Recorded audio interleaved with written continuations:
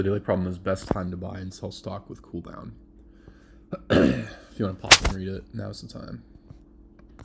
But the gist of it is it says you're given an array of prices or prices at I is the price of the given stock on the ith day. Find the maximum profit you can achieve. So you can buy and sell as many times as you want, but then the one catch here is that once you sell, you can't buy for 1 day. So you have a 1 day cooldown. So for example, in problem 1, let's say you buy on day 1, and then you sold on day 3, but then you couldn't buy on this 0 and sell on this 2. You can't capitalize on that. So the optimal thing is to buy on day 1, sell on day 2, and then buy this 0 and sell when it's 2. So you can earn 3 in profit. So the solution that I found for this, and when I say I found, I mean someone else came up with it, and it was much more effective than my solution, is O of n with no extra space. And it's a greedy solution that, to me, is kind of genius. And the solution is essentially taking it day by day and saying, what can you do on a given day I? There's 4 things you can do. There's buying, where you don't have a stock and then you have one at the end. There's not buying, where you don't have a stock, you don't, and then you, let's say DH for don't have. And then at the end of the day, you still don't have any stock. There's selling, and there's not selling. So these are the 4 things we can do in a day, and we can define them. So let's say on day 0, what happens if you buy this first stock? Buy is going to start out on day 0 being your total equity is going to be down this stock price. So it's going to be negative prices at I. If we don't buy, that one's, and again, don't buy doesn't mean, it means specifically we're not holding stock and still choosing not to buy, rather than, oh, I didn't buy because I sold, or I didn't buy because I'm holding. Those would be different. This is specifically, I'm laying fallow, I'm specifically I'm continuing to not hold stock. And that would just be 0 if you decided for some reason, I don't want to buy this stock when it costs 1, I want to wait, which would be the wrong choice. Sell would be prices at I,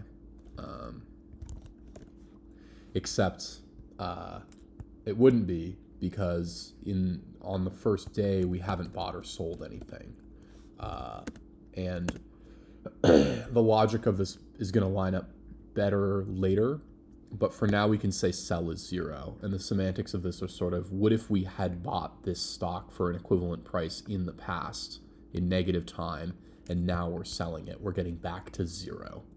And similarly, don't sell would be negative prices at I, because we're saying, well, what if we had bought this stock in the past, we're down that equity, and then we just continue to hold it right now? That would be kind of the same as buying it. And selling, this theoretical having bought in negative time, is kind of the same as just not buying to begin with. Which, and the real logic there lines up much better once we get into the loop. But that's pretty much what we want to do. The code, the way that's organized, is pretty much going to be for I in range n. Let's define n before I forget. Link the prices. So for each day, and we actually want to say for each day starting at 1, because when we've defined these choices, they're already including day 0. So then, okay, we have day 0, let's step to day 1, when the price is now 2. What happens if we sell? What happens if we buy? What happens if we don't buy? What happens if we don't sell? Well, we know that if we buy or we don't buy, then we currently aren't holding stock. So presumably we just sold. There's no situation where we decide not to sell stock that we're holding, and then the next day we decide to buy, or we decide to continue not having stock. That's like nonsensical. And even further than that, with buy, we know that we can't buy if the previous day we sold. So there's only the previous day can only have been one thing if we buy on the current day. It could only have been don't buy. There's no world where on day I we choose to buy, and then day I minus 1 we did anything other than don't buy. And if we look at the other ones for don't buy, well, we can't have just bought because then we'd be holding stock. So that doesn't really line up with the action of continue to not hold stock. We can't have decided not to sell because, again, then that would mean that we're holding stock. So we either just sold or the previous day we also didn't buy after having sold on some previous day. So there's two things that could have happened on day I minus 1. If on day I we choose don't buy, we either sold or didn't buy. And with sell, there's also two options. There's either we just bought and then we turn around and the very next day we sell, or we bought on some previous day and we've been holding on to it, and the previous day was don't sell. So this one is going to be the previous day has to have either been buy or don't sell. And then for don't sell, it's the same. It's the last thing that happened was we either just bought and we decided to hold on to it, or we've been holding on to it and we continue to hold on to it. So the first thing that I'm going to do in the loop is, and you could get around this, but I think conceptually, especially if I'm making a YouTube video about it, it makes it very clear. I'm going to just take a snapshot of the current state of all of these operations. So I'm going to say, what is buy currently? I'm going to say B equals buy, DB equals don't buy, S equals sell, DS equals don't sell. And then now we can say buy equals 3 or whatever we want to do. And, by the end of this, buy is going to equal some value of equity by the end of day 1, by the end of day I, but then B throughout all these operations is still going to be the snapshot of the previous day.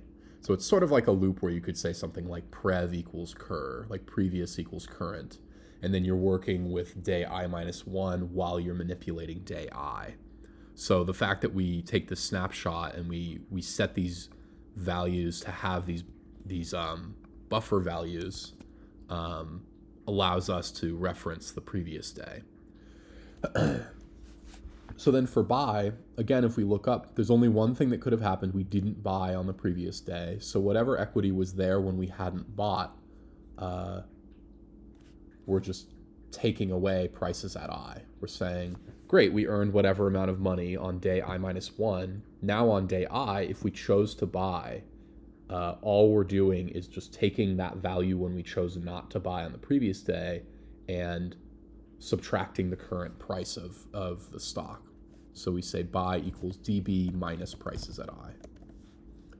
And I guess you could ask, why would you ever want to do this? This is decreasing your total equity. But now if we have something like sell, and spoiler, we're going to have buy, don't buy equals something, sell and don't sell equals something. Now we can access sell from this buy. So sell is going to be, well, we either just decided not to sell on the previous day, or we just decided to buy on the previous day. So we'll take the maximum of those. We'll say whatever worked out better on the previous day, take that and add prices at I to it. Because now this is a situation where we're saying, what's the optimal path up to day I where we're choosing to sell on day I? Or for buy, what's the optimal path up to day I where we're choosing to buy on day I? And it turns out every single optimal path where we're choosing to buy on a given day, that means that the previous day, we know that we were not buying. We were just not doing anything the previous day. For sell, there's two options. So we choose the greater of those two options. Whichever of those two options on the previous day wound up having a more lucrative total profit by the end of the day, that's kind of the path that we're choosing to have gone with to get to sell on the current day. So we say sell equals max of B, so we bought and immediately sold, or we bought and have been holding. so DS. And if we look at don't buy, it's pretty similar. It's going to be max of we either just sold or have been not buying. So it would be DB or S. And then we're not doing anything if we don't buy. And it's similar with don't sell. We say we either just bought or we're holding, but we don't add this prices at I like we do for sell because nothing changes in our equity. We're just choosing not to do anything while holding stock. So it's going to parse through all of this, and what this is saying is day 0, what happens if you choose to buy stock on day 0? What happens if you choose not to buy stock on day 0? Surprise, surprise, if you buy stock, you're immediately down. Your profit is negative. If you don't buy, then your profit is just going to be 0, but you got to buy at some point before you turn any profit. And then if we iterate to, let's say, day 1, what happens if we look at sell? So I is 1 and we say sell. Well, we're saying take the maximum of if you bought on day 1 or if you didn't sell on day 1. And this is the other logical reason you can give for why we start out with sell equals 0 and prices at don't sell equals prices at I, negative prices at I. The reason is that really what we would ultimately want on day 0 is to say, no, you only have 2 options. The idea of selling and not selling is nonsensical. You either buy stock on day 0 or you don't buy stock on day 0. But we can't do that. So what we kind of want to do is for day 1, simulate that. And you see like this is negative prices at I, this is 0, this is negative prices at I, and this is 0. So then for day 1, when we're looking at the stock equaling 2 and we say, hey, what happens if we decide to have been selling today? What's the optimal path up to today where we sell? Well, that's going to be the max of don't sell and buy, which are definitionally equal. Oops, these are supposed to be 0. Definitionally equal on day 1, so it defaults to pretty much just buy. Similarly, if we look at don't buy, that's going to be the maximum of don't buy and sell, which are the same. So that's another reason why these are the values that they are. It's specifically so that on day 1, we're kind of because we're setting these to be the same as buy and don't buy, we're kind of ignoring them in a way. But anyway, this is going to iterate through. It's going to say day 0, we decide to buy or not to buy. Day 2, or we record what happens, I should say, if we decide to buy or not to buy. Day 2, we say, what's the optimal path where we buy today? Well, that involves not having bought yesterday. So then you'd be negative 2 is what buy when I equals 1 would be. Because you said, well, when I is 0, we didn't do anything on day 0. Now we're buying on day 2. Now we're down $2. Don't buy. The only real situation where that happens is if we didn't buy on day 0 and now we're also not buying on day 1. Sell, we say, well, is it better to have bought on day 1 and sold on day 2? Or I should say bought on I equals 0 and sold on I equals 1? Because that turns a profit of 1. Whereas don't sell on day 0 and sell on day 1 is the same. Plus prices at I. And then don't sell is sort of doing a similar comparison of the previous actions and choosing the best one. So what we wind up with is, let's take 0. What happens if we buy on day 0? What's the best possible choice there? Well, the best possible choice if we buy on day 0 involves not buying on day 3, which means either not buying on day 2, which if we remember turns a profit of nothing, because that means we just didn't buy anything until 0, or not buying on day 3, and then we look at the other one, what happens if we sold on day 2? We turned $1 of profit in the past. So if we decide to buy on day 0, which happens to be part of the correct solution, then once we take this maximum, once we say, well, don't buy on day 3, and then for day 3, we're taking this maximum of don't buy or sell on day 2. Turns out selling is better. Then fast forward to today when it's worth 0, buying kind of locks in this series of choices in the past. And then on the final day, we have, like, once this loop has iterated through, we're at the end of the final day. We have 4 values now. We have buy, don't buy, sell, and don't sell. And what those represent is if you bought, didn't buy, sold, or didn't sell on the last day. Again, and I should really hammer this home, sell and don't sell both mean if you're holding. And buy and don't buy mean if you currently don't have stock. So if I wanted to be really explicit and I wanted to type more, I should say, like, don't have, don't buy, don't have, buy, have and sell, don't, and have and don't sell. And if you think about it, there's never a situation where you buy on the last day. You never want to spend this $2 because that's $2 that you're never going to be able to sell again. So that's never going to happen. Similarly, if you're holding stock, there's never a situation where you don't sell it on the last day. I mean, maybe if the stock could be worth a negative amount, but it can't. So you always want to either not have been holding stock and not buy, or have been holding stock and sell it on your final day. These are the only 2 actions you can do on the last day. So all we have to return is the maximum of don't buy and sell.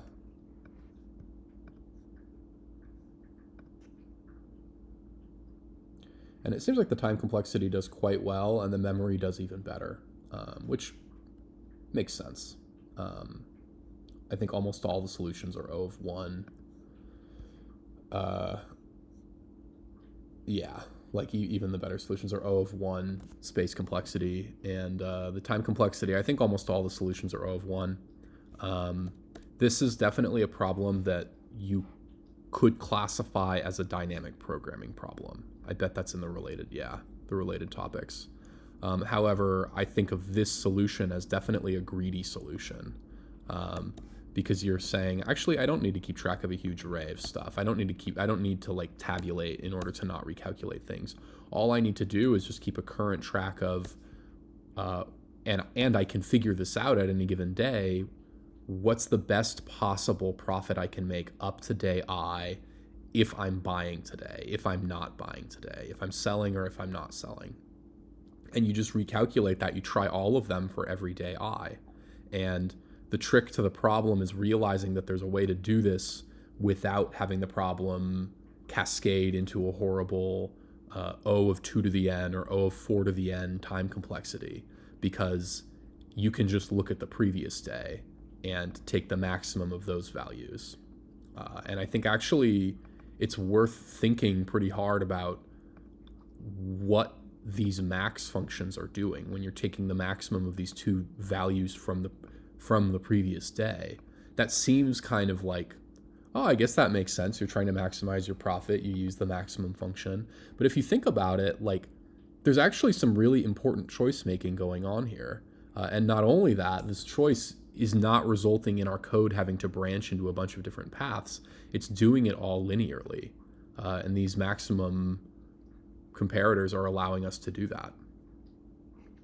And I guess I would the last thing I'll say is I would compare this to the previous problem, best time to buy and sell stock 2. That's just exactly the same, except we don't have this cooldown of 1 day.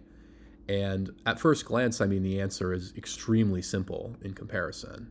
We just pretty much say, as long as the stock goes up, don't sell. And then the moment there's a local minimum, sell and then buy.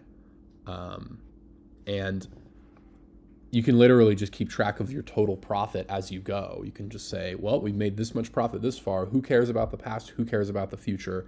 This is the current profit. But I actually think there is a similarity here, where in a way, we're rolling through the array in best time to buy and sell stock 2 without the cooldown. We're rolling through the array and we're keeping track of this score ands as we iterate through once. And then in the end, we just return that. Here, we're sort of doing a very similar thing, except with 4 values. And I think that's confusing because in a way, it's sort of this 2-dimensional operation of 4 times n things going on versus 1 times n things going on to the greedy algorithm value that we're keeping track of. But at the end of the day, you know, because it's a finite amount, this winds up just being O of n. So it's a fascinating problem, and I think it's a really good problem to get your toes in the water with greedy algorithms.